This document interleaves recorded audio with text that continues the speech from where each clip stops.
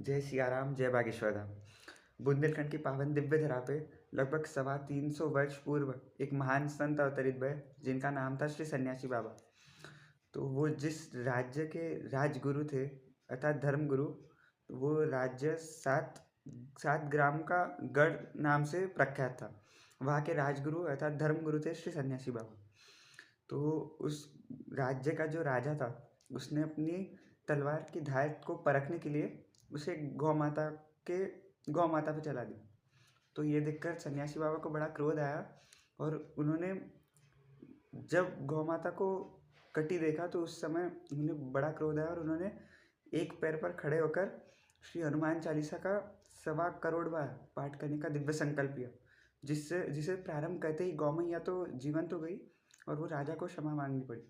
परंतु उसी समय श्री सन्यासी बाबा ने अपने राजगुरु पद का त्याग कर दिया और उन्होंने ठान लिया कि अभी हनुमान जी की चालीसा की सिद्धि करनी है। और तभी उन्होंने ठान लिया कि एक पाँव पर उन्होंने अपने जीवन काल में 80% जीवन काल उन्होंने अपना एक पाँव पर श्री हनुमान जी की चालीसा की साधना में व्यतीत किया। उन्होंने लगभग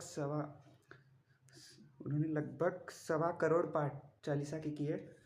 तो जिस वृक्ष के आगे में वे बैठते थे, उसी वृक्ष को फाड़कर श्री हनुमान जी प्रकट भये। वर्तमान में बागेश्वर बालाजी के रूप में वे ही विराजमान हैं।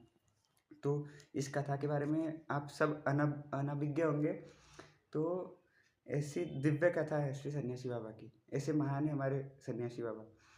तो इसलिए अक्सर हमारे गुरुजी श्री बागेश्वर धाम सरकार जी कहा करते हैं कि जिनका गुरु बलवान के चेले पहलवान। जब इतने महान उच्च कोटि के महात्मा थे सन्यासी बाबा, तब जाकर हमारे गुरुजी भी इतने बलवान।